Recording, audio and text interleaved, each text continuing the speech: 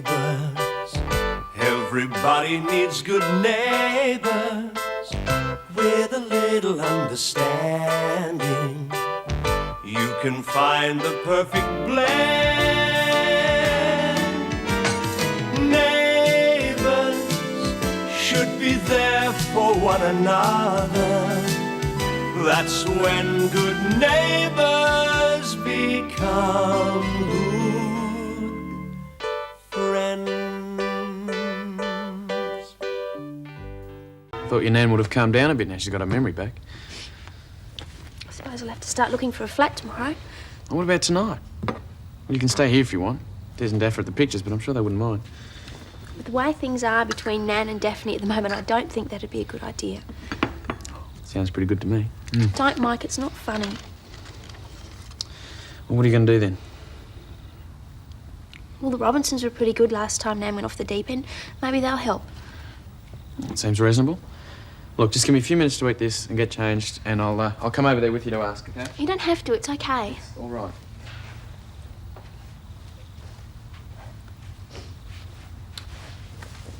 You know, sometimes I wonder what I ever did to deserve a family like mine.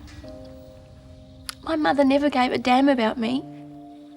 My father, well, he never gave a damn about anything except himself. And now Nan.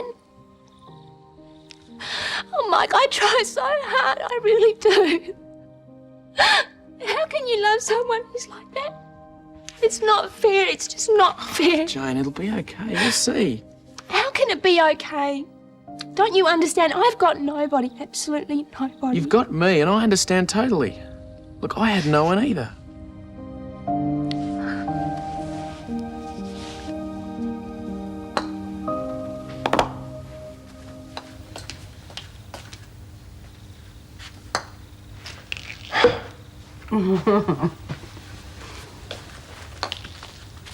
Oh, Lucy, I've told you a million times, if you're going to write to Bradley, don't use your father's good fountain pen. Yeah, Lucy. It's all right. I'm not going to hurt it. Lucy. I'm not writing to Bradley anyway. I'm writing to Africa. Oh, got ourselves a new fiancé, have we? No. Tease Jim. If you kept up with the goings-on in this house, you'd know that Lucy has a new pen friend and her name is Marnie and she lives in Senegal. Yeah, Dad. Can I send Marnie a photograph of Scott's wedding? When they come back from being developed. One of the ones with me in it, of course. I don't think they have bridesmaids' dresses in Africa. No, I don't suppose they do. Their weddings are different too. Marnie said our customs are really weird. Yeah, I bet they don't have mice scuttling around underneath the tables at their receptions. Albert couldn't help it. Mice love parties. What makes you say that? I read it somewhere.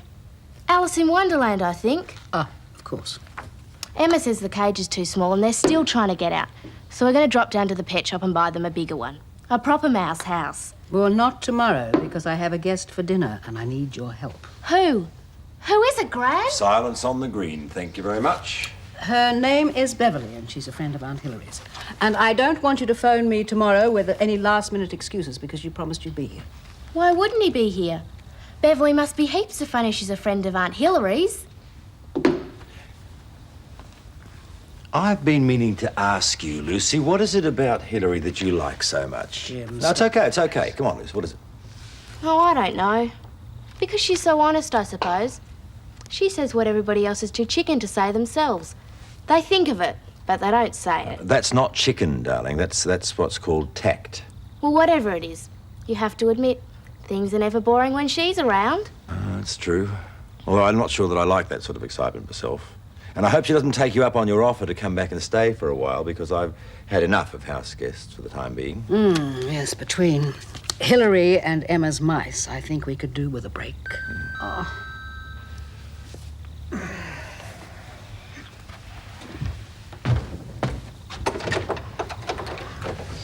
Hi, Mr. Robinson. Mind if we come in?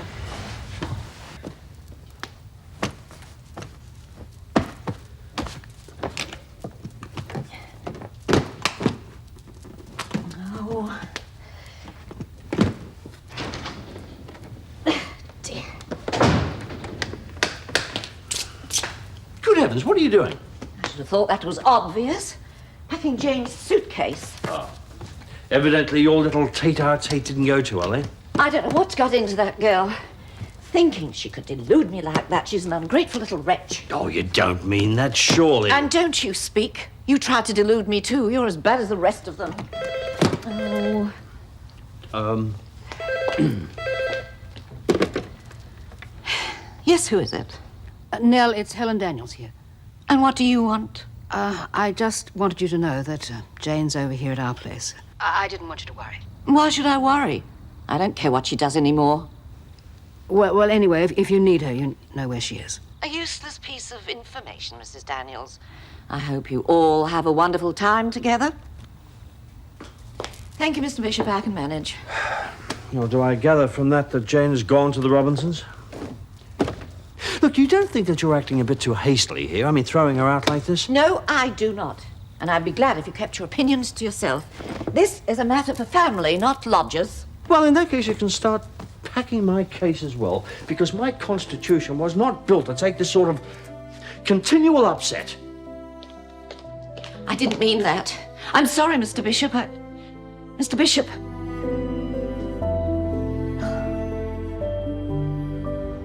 That was my favourite business partner this morning. All right, thanks. You look a bit tired. You still worried about your dad? Yeah, you could say that. I can't say I blame you. Look, Gail, I hate to say it, but there was something awfully sus about that bookwork that Harold showed me. There was nothing sus about it, Paul. It was simply wrong, that's all. And it wouldn't be the first time that Dad's made a mistake with the accounting. All right. Look, I'm sorry, but you don't know Dad like I do. He's never done anything dishonest in his life. Fair enough. I just wish I knew where he was so we could get all this sorted out. Well, why don't we go and look for him then? Well, I thought I would anyway. If you don't mind me taking some time off work, that is. I know most of his regular haunts. No, you go ahead. Well, I can look after the office. In fact, Jane could look after it for both of us if you want a hand. Thanks just the same, but that wasn't part of the deal.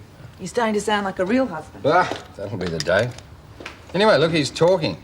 You cooked my meals, you washed my clothes, I mean, you even ironed the shirt I'm wearing. Don't let that fool you, pal. Can you imagine what people would think if you went off to work wearing a shirt that you owned?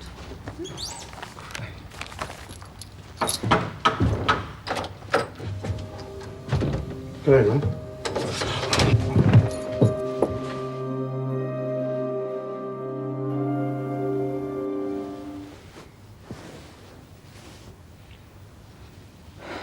Perhaps I'd better call the doctor. Well, there's no point, unless you think he needs a blood transfusion or a liver transplant. Gail, he's as full as a boot. Yeah, well, he reeks of whiskey, but do you think that's all it is? Yep, the only thing that's going to fix him is a sleep and a good feed when he wakes up. It's not like Dad, you know. What about yesterday? I'd say it's becoming a habit. Well, he loves a drink. He always has. But the only time I've ever seen him get stuck into spirits like this was when Mum died. Gail, some people choose to write themselves off when they're trying to escape from a problem. I know what you're thinking, Paul, but don't. He's not a thief. Why, do you want me to stick around for a while? No, thanks. I'll be in at the office as soon as I can. But first I'll need an explanation. And so will Harold.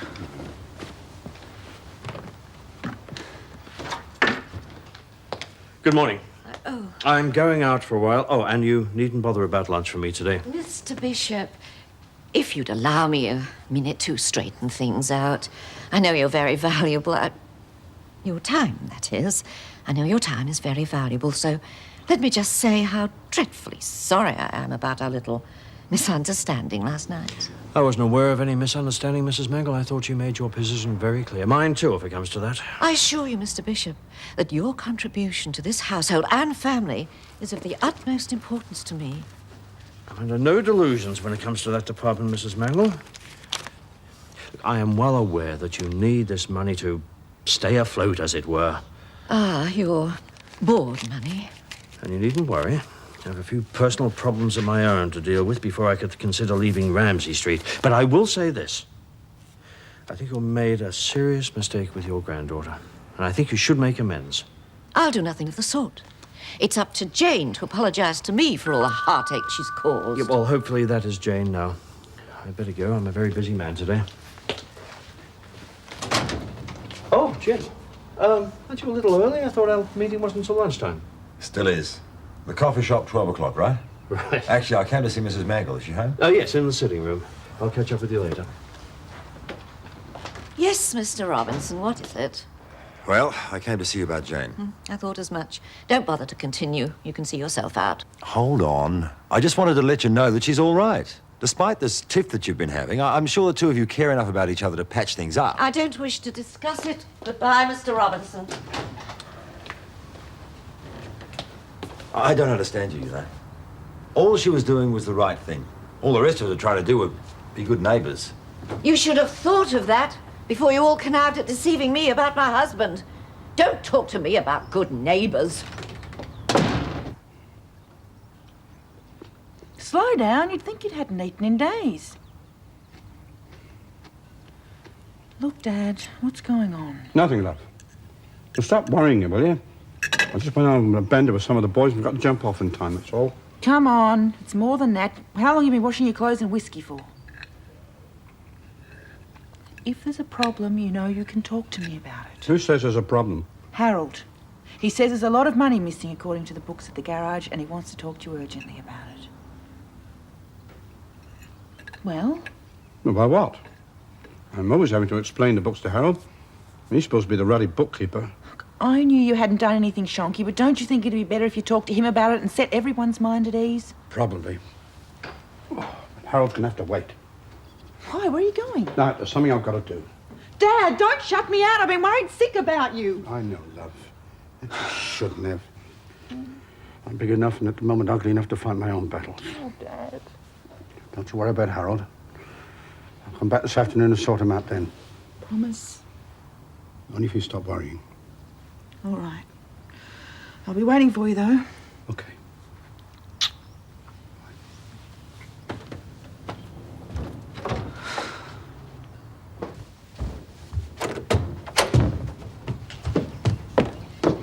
There. You can tell Jane that if she doesn't collect the rest of her belongings, they'll either go to the Salvation Army or the tip. Oh, no, isn't this being a little drastic? Family arguments have a habit of cooling down very quickly. That's not likely in this instance, is it? Not now I've got the whole deceitful lot of you ganging up on me. No one's ganging up on you. Oh, no. You're obviously taking sides with Jane. Oh, no, that isn't true. This thing is between you and Jane as far as I'm concerned, but I wasn't about to have her end up on the streets. I'll bet you weren't. I'm not out of any sympathy either. And what's that supposed to mean? Oh, you can drop the act, Mrs. Daniels. You can't fool me. With that grandson of yours moving in with the Mitchells to be with that grubby-faced little wife of his, you could well use the extra rent. My mind doesn't work like yours, Nell. The idea of asking Jane for rent hadn't even crossed it. And I won't have you talking about Scott and Charlene like that. I'm not surprised it's a touchy subject. The boy obviously has a problem, the way he's struggling to finish school. And as for marrying the girl next door, well, she's really more of a grease monkey, isn't she? Right. I think you've said more than enough, don't you? Yes, she has. Oh, it's you. And why are you doing this?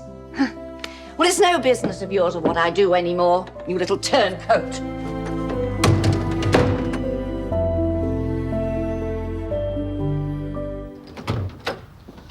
Girl, is your father in? He was. He's gone out for a while. Yeah, well, he's certainly a hard man to catch up with. I've been to the garage, his hotel room, and the water hole. Now, I hope there is nothing sinister about him avoiding me like this. No, of course not. Yeah, well, where is he, for Pete's sake? You did tell him how urgent it was. Yes, I did. I'm not quite sure where he's gone, but he did say he'd be back this afternoon and he'd fix it all up. Yeah, well, that's not good enough, girl, not by a long chalk. There are serious discrepancies in these books, and your father is obviously quite loath to pay them the attention that they need. I'm sorry, I'm going to tell Jim about this without any further delay. I'm really sorry that you had to be dragged into this, Mrs. Daniels. I just can't thank you enough. You've all been so kind to me. Nonsense. Lucy'd be happy if you stayed here permanently. And I don't think it'd bother the rest of us much either. Well, as soon as I can find myself a place, I'll be out of your way. Well, there's no hurry. I'd better get down to the shops, because otherwise I'll be having a dinner party without any dinner. In the meantime, make yourself at home. Oh, and if you can find any food in the fridge, help yourself. It's catch and kill your own around here. Hi, Dan, you there? In the living room. Hi. Hi. I rang you at the office earlier, but Paul said he'd given you the rest of the day off. How you feeling? All right, I guess. Look, I've got a great idea. Guaranteed to cheer you up. The answer to all your problems. Well, don't keep me in suspense. Well, I reckon we should get a place together. Are you serious? Yeah. Well, what about Des and Daphne? You love living there. Yeah, I know, but I mean, Daph's having the baby soon, and it's about time I gave him a bit of space. So what do you think? Well, I wouldn't mind. I wouldn't mind at all. But I don't think it'd be a good idea at the moment. It would be like closing my eyes and hoping all my problems would go away. So the answer's no then, is it? I'm sorry, Mike. But it's been good staying here. It's nice having a family around me for a change. You can understand that, can't you? Yeah. Yep. Yeah, I can see what you mean, Harold. Those figures don't add up. I think we better find Rob and confront him. No, I've already tried that, but to no avail. I've tried to keep an open mind on this, Jim, but I am positive there's something sinister going on. Oh, I doubt that very much, Harold. I've known Rob for quite a while now, and he's a bit of a rat bag, but I've never had any reason to believe he's dishonest. You've seen the evidence. I'd say we have got every excuse to present this to the police. Oh, we can't do that. What have we got around? We'd lose all our customers, not to mention all the creditors who'd come banging on the door. I've considered the possibility that this may affect my standing in the local business community. Nevertheless, what is right is right. But it would be wrong to be too hasty. If Rob has made off with the money, that will be a fraction of what we'll lose if the whole company goes down the drain. Well, Gail did say that Rob would be at her place this afternoon. Right, I'm going to go and see him. All right. But if Mr. Lewis does another one of his disappearance acts, it is straight to the police. Miss Raymond said I can try it for centre next week if I keep improving. But I've got to play rotten old wing defence against Elliot Park next week. Wing defence isn't too bad. I suppose not. I won't have much time to practice anyway, now that I'm playing the flute. Here, catch. Oh, I'm hungry. Let's make some sandwiches. No, thanks. I'm saving up for tonight. Your Gran's making something special for dinner. Because Beverly's coming. I wonder if she's as much fun as Aunt Hillary. Hey, let's get all dressed up tonight. No, I'm not in the mood for getting teased up. But you can. I'll even do your hair for you if you like. Unreal. Maybe I can wear some of my makeup too. Bradley says it makes me look years older. Well, then I think we should. We can't have you looking like a kid instead of a mature woman with the world. Would your dad mind? He can only make me wash it off. Did Mrs. Mangle let you wear eye makeup? No, Nan doesn't like makeup much. Well, you can do whatever you want when you're here. You're almost Scott's age, and he's old enough to get married. I don't think I'll be doing that in a hurry, Lucy. Good, because it's been boring not having a sister since Julie moved out. Hey, you haven't got any sisters either. Do you want to be each other's? Yeah, you bet. Come on. Last sister to 10 goals is a rotten egg. Hang on. I'm not going to wait around here all afternoon. Dad promised he'd be here. Well, on current form, I take that with a grain of salt. He hasn't exactly been reliable of late, has he? Look, Harold, if Dad said he'd be here, then he'll be here. And will he stop talking about him as if he's a fugitive? He hasn't done anything. Oh, we'll see about that. Yes, we will. And then he can damn well apologise. For what? I Hang haven't on done a anything minute, you two. Just hang on. Well, you won't know who's right and who's wrong till Rob gets here. Well, I've given him all the time I'm prepared I know, to. and you've been very reasonable. 5 more minutes. That's all I'm asking. Please. 5 minutes. And then that is it.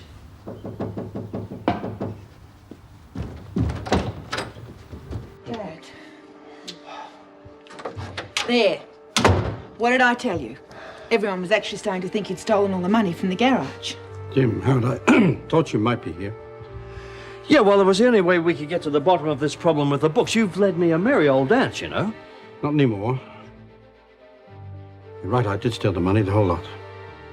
Dad, you couldn't have, you? I'd find a way to pay it back, but I can't. I'm so sorry, love.